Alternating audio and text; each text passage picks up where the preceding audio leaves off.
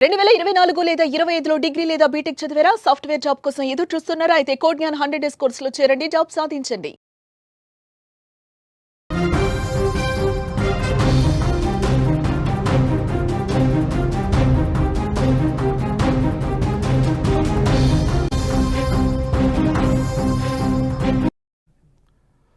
పాకిస్తాన్ పిచ్చి కూతలు మళ్ళీ మొదలుపెట్టింది.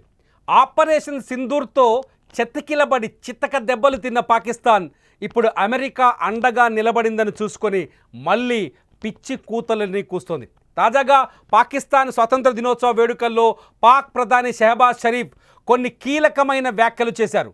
డొనాల్డ్ ట్రంప్ చెప్పాడు కాబట్టి భారత్తో యుద్ధాన్ని ఆపేశాం, లేదంటే భారతదేశాన్ని నాశనం చేశామంటూ ఆయన చేసిన వ్యాఖ్యలు ఇప్పుడు మొత్తం ప్రపంచాన్ని ఆకర్షిస్తున్నాయి. పాకిస్తాన్ ప్రధాని షెహబాజ్ షరీఫ్ చేసిన ఈ వ్యాఖ్యలు సింధు నదీ జలాల విషయంలో, మేలో సింధు నదీ జలాల విషయంలో భారత్ మా మాట వినకపోతే మళ్ళీ యుద్ధానికి సిద్ధమనే స్థాయిలో నిన్న ఆయన ఇండిపెండెన్స్ స్పీచ్ కనిపించింది.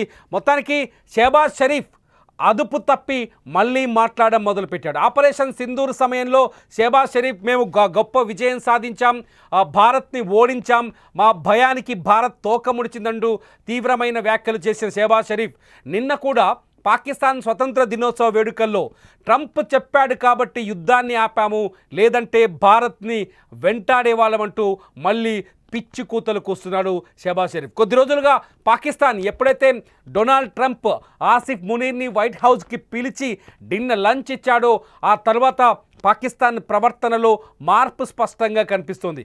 పాకిస్తాన్లో ఉన్న రాజకీయ నాయకులు కావచ్చు, పాకిస్తాన్ ప్రధాని కావచ్చు, పాకిస్తాన్ సైన్యాధిపతి ఆసిఫ్ మునీర్ కావచ్చు, ఇష్టం వచ్చినట్టు వ్యాఖ్యలు చేస్తూనే ఉన్నారు. తాజాగా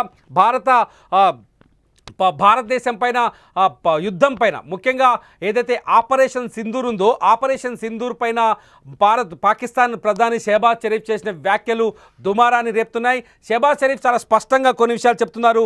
ట్రంప్ చెప్పడం వల్లే మేము భారతదేశం పైన యుద్ధాన్ని ఆపేశాం, ట్రంప్ చెప్పకపోతే ఆపే వాళ్ళం కాదు అంటూ ఆయన నిన్న తన స్పీచ్లో చెప్పారు. అంతేకాదు యుద్ధంలో భారత్తో పోరాటంలో కొన్ని దేశాల పేర్లను కూడా ఆయన తీసుకొచ్చారు. ఒకటి China, UAE, Saudi Arabia, Turkey, అట్లాగే అజర్బైజాన్.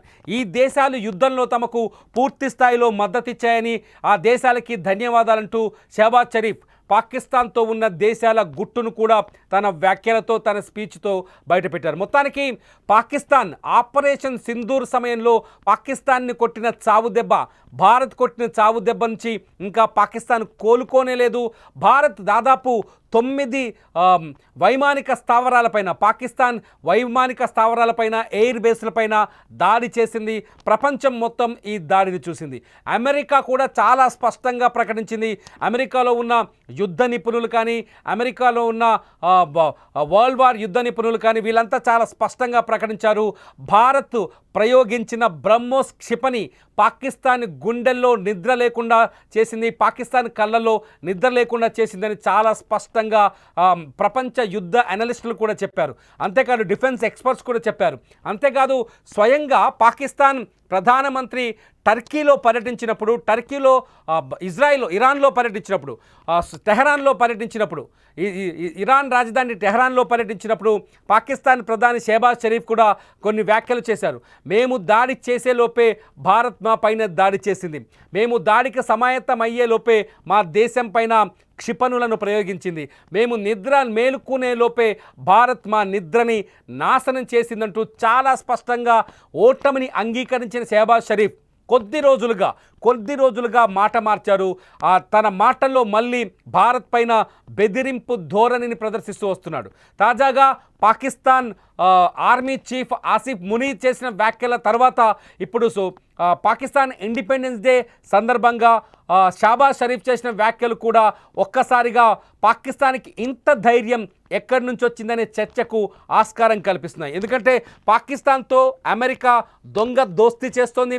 డొనాల్డ్ ట్రంప్ అమెరికాతో మాట్లాడుతున్నారు. డొనాల్డ్ ట్రంప్ అమెరికా రాయబారులు పాకిస్తాన్లో వరుసగా పర్యటిస్తున్నారు. ఇటు పాకిస్తాన్కి అన్ని రకాలుగా మద్దతు ఉంటామని చెప్తున్నారు. ఇటు టారిఫ్ల విషయంలో కూడా డొనాల్డ్ ట్రంప్ చాలా స్పష్టంగా పాకిస్తాన్కి తక్కువ టారిఫ్తో పాకిస్తాన్లో వ్యాపారాన్ని ప్రోత్సహించే విధంగా చర్యలు తీసుకుంటున్నారు. మొత్తానికి డొనాల్డ్ ట్రంప్ అండ చూసుకొని ఏదైతే రష్యాతో ఆయిల్ కొనుగోలు ఒప్పందాన్ని రద్దు చేసుకోవాలని భారత్ని ఒకవైపు ట్రంప్ బెదిరిస్తున్నాడో, అదే స్థాయిలో ఇటు భారత్ పైన అధిక సుంకాలు విధిస్తూ 50% సుంకాలు విధిస్తూ భారత్ని బ్లాక్మెయిల్ చేసే ప్రయత్నం చేస్తున్నాడు. అదే సమయంలో పాకిస్తాన్ని, మన పక్కలో బల్లెంలా మారిన పాకిస్తాన్ని ట్రంప్ ప్రోత్సహిస్తూ వస్తున్నాడు. ట్రంప్ మాటల తర్వాత, ట్రంప్ ప్రవర్తన తర్వాత, భారత్తో ట్రంప్ సంబంధాల తర్వాత పాకిస్తాన్ వాయిస్ మారిపోయింది. ఒక్కసారిగా పాకిస్తాన్ మళ్ళీ అబద్ధాలని నిజాలు చేసే ప్రయత్నం చేస్తుంది. భారత్ పైన యుద్ధాన్ని గెలిచామని అప్పట్లో ఆపరేషన్ సింధూర్ అంటే మే 10వ తేదీన పాకిస్తాన్ మధ్య సీజ్ ఫైర్ ఒప్పందం జరిగింది. రెండు దేశాలు సీజ్ ఫైర్ ఒప్పందానికి అంగీకరించాయి. ఆ తర్వాత పాకిస్తాన్లో ఆ దేశ నాయకులు కానీ, ప్రధాని కానీ, ఆ దేశంలో ఉండే సెలబ్రిటీలు సంబరాలు చేసుకున్నారు. భారత్ పైన తాము యుద్ధం గెలిచామని. నిజానికి భారత్ దెబ్బకి పాకిస్తాన్ చెత్తికిలబడింది. ఇవాల్టికి కూడా ఐసీయూలో ఉంది పాకిస్తాన్ అని చెప్పాలి. ఎందుకంటే భారత్ ఆపరేషన్ సింధూర్లో పాకిస్తాన్ భూభాగంలోకి వెళ్ళి దాడులు చేసింది. పాకిస్తాన్ భూభాగంలో ఉన్న ఉగ్ర స్థావరాలపైన దాడి చేసింది. పీఓకేలో ఉన్న ఉగ్ర స్థావరాలని నాశనం చేసింది. At the same time operation సింధూర్లో పాకిస్తాన్లో ఉన్న ఆ దేశపు ఎయిర్ బేసుల్ని సర్వనాశనం చేసింది. 9 ఎయిర్ బేస్లపైన బాంబులు వేసి బ్రహ్మోస్ క్షిపణి యొక్క శక్తి సామర్థ్యాన్ని ప్రపంచానికి చాటి చెప్పింది. అయినప్పటికీ పాకిస్తాన్ మేమే యుద్ధంలో గెలిచామంటూ అప్పట్లో సంబరాలు చేసింది. మధ్యలో మళ్ళీ తోక ముడిచి ప్రపంచ దేశాలన్నీ పాకిస్తాన్కి వ్యతిరేకంగా మారటం, భారత బృందాలు ప్రపంచ దేశాలని పర్యటించడం, పాకిస్తాన్ ఉగ్రవాదాన్ని ఏ స్థాయిలో పెంచి పోషిస్తుందో అర్థమయ్యేలా దాదాపు 33 దేశాల్లో భారత ఎంపీలు పర్యటించి చెప్పడం. ఈ పరిణామాలన్నింటి తర్వాత పాకిస్తాన్ కొంత వెనక్కి తగ్గింది. ఎప్పుడైతే ఇరాన్లో పర్యటించిన పాకిస్తాన్ ప్రధాని, ఈ సందర్భంలో ఇరాన్లో పర్యటించిన పాకిస్తాన్ ప్రధాని ఇరాన్ రాజధాని టెహరాన్లో తన నిజాన్ని, ఓటమిని కూడా ఒప్పుకున్నాడు. ఇంతదాకా వచ్చిన పాకిస్తాన్ ఎప్పుడైతే మళ్ళీ అమెరికా పాకిస్తాన్ వెనక నిలబడ్డట్టు కనిపించిందో, అమెరికా పాకిస్తాన్కి అనుకూలమైన నిర్ణయాలు తీసుకోవడం మొదలుపెట్టిందో, ట్రంప్ పాకిస్తాన్ని చేరదీయటం స్టార్ట్ చేశాడో, అప్పటి నుంచి పాకిస్తాన్ వాయిస్ మళ్ళీ మారిపోయింది.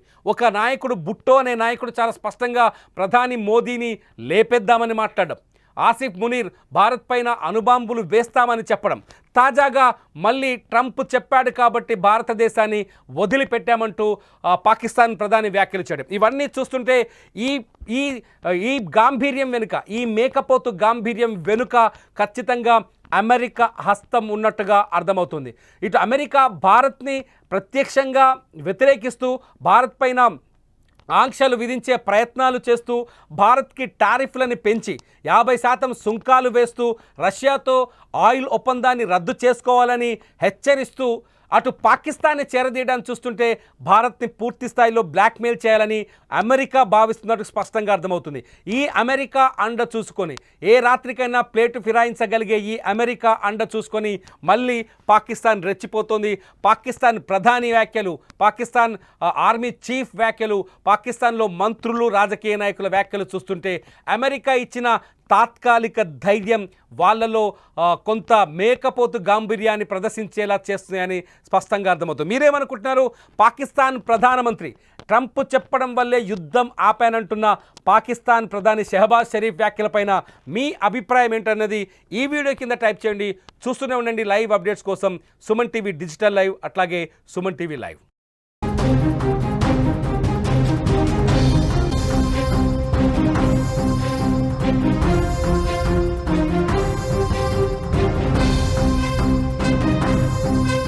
సుమన్ టీవీలో మీ పర్సనల్ అండ్ బిజినెస్ ప్రమోషన్స్ కోసం కింది నెంబర్కి కాంటాక్ట్ చేయండి.